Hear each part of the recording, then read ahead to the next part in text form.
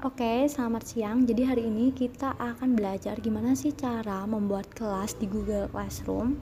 Caranya ternyata gampang banget ya.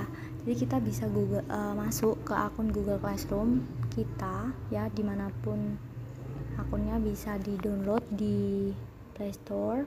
Terus setelah itu kita lihat ini ada beberapa kelas yang saya ajar. Jadi saya sudah membuat beberapa ruang kelas ya secara online. Jadi nanti teman-teman bisa menggunakan ini dengan cara seperti apa? Klik aja tanda plus, terus buat kelas. Nah ini nanti teman-teman bisa membuat kelas teman-teman sendiri dan bisa dibagikan ke anak murid teman-teman. Contohnya nama kelasnya adalah kelas misalnya saya mengajar kelas 9 ya, tentang interdisiplin.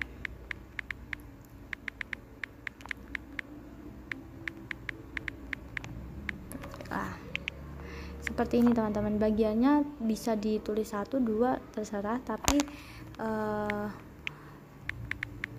sesuai dengan kebutuhan saja.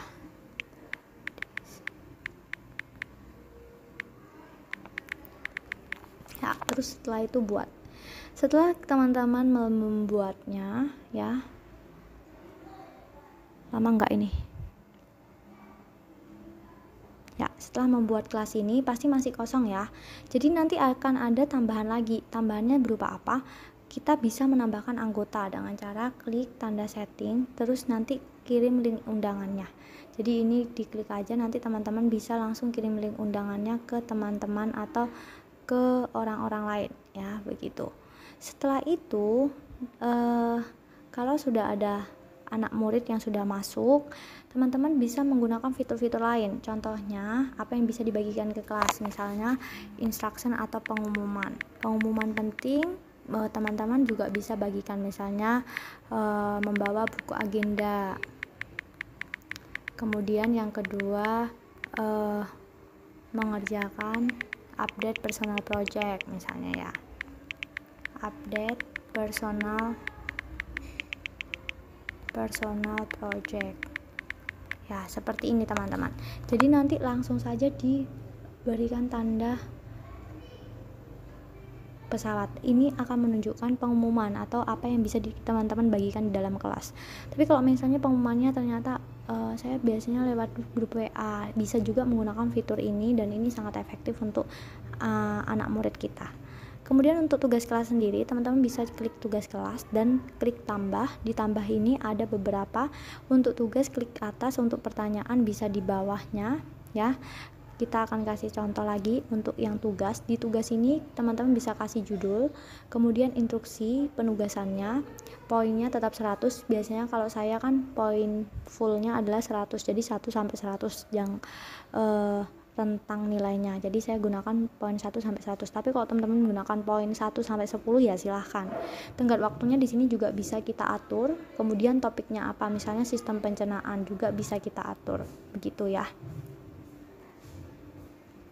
Nah, setelah itu teman-teman juga bisa menggunakan fitur yang lain. Contohnya pertanyaan. Di sini kan ada pertanyaan ya. Di sini ada pertanyaan, kalian bisa memberikan pertanyaan atau jawaban singkat atau pilihan ganda. Di sini juga bisa membuat kuis buat anak-anak juga. Jadi siswa dapat mengetik jawaban atau tidak. Kita juga bisa nyalakan atau tidak. Begitu. Siswa dapat membalas jawaban siswa lain atau tidak. Kita juga bisa nyalakan. Begitu.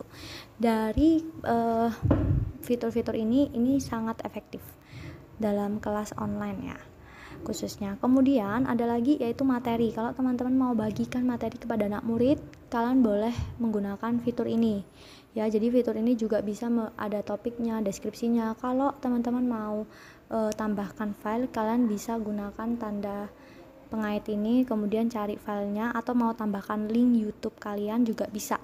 Begitu. Jadi teman-teman bisa membantu anak-anak untuk menggunakan berbagai research ya, dan maksud saya menggunakan berbagai sumber supaya anak-anak bisa lebih kaya dalam pembelajaran materi itu.